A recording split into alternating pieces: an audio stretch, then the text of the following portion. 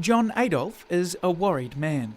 One of the country's largest Kumara producers, his 1,200-tonne crop is under threat, not from competition, but from the weather. He's gone nearly 2 months without any substantial rain, and the pressure is starting to show. Just that it's very dry last season, and we're thinking, crikey, not ever again. First time I've been growing for over 25, 26 years, and that definitely was the driest summer I've ever had in that time. And think, oh, no, it's not going to happen again. And here we are, and I think it's like a month ahead of where we were this time last year. Kumara growing is a delicate business. It needs water early on in its life cycle, but a month into planting and not a drop in sight.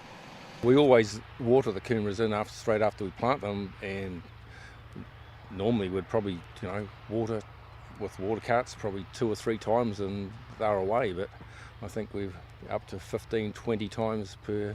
We just water carts non-stop, and I'm lucky enough here that managed to find water, because I hear lots of growers and really struggling to sources of water or drains or bores and stuff like that. John and many growers like him have turned to portable irrigation and full-time tractor use to churn up the soil and conserve what little moisture is there already. And just up the road, at grower-owned cooperative Delta Produce, there's concern over what this year's crop is going to look like. I think the quality will end up being there. It's the volumes.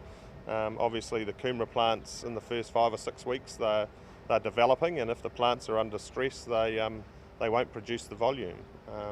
There's a fair number of acres being planted, and last year we had very good quality and it was a dry season, and if we did get some rain in December, they could really take off. Lockie Wilson says lack of rain at the start of the season is not ideal. It's a dry end of season which helps with the quality of the product. As you can see, last year was such a dry season. When it was harvested, there's very little mud gone into the bin. So as far as a washing point of view in the pack house, we're having to clean them up very little.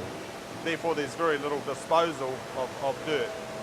Northland is the country's Kumara stronghold, producing more than 95% of New Zealand's total supply. And it's usually the warm weather and tropical springs that make it such an ideal place to grow them. However, this year, what growers are hoping for is a few mils of precious rain. John Adolph says that's about all he can do. Yeah, but you just got to keep battling, It's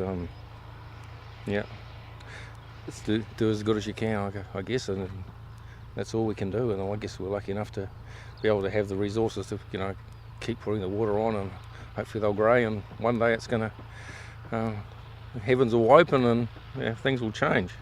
While Lockie Wilson says hard times are just part of the business. It's like any horticulture industry. It's you're playing with the elements, and every season's different. No one's the same, and we're all hoping for a bit of rain, and just when it'll come. It's just when, really. Drew Chappell, Country 99 TV News.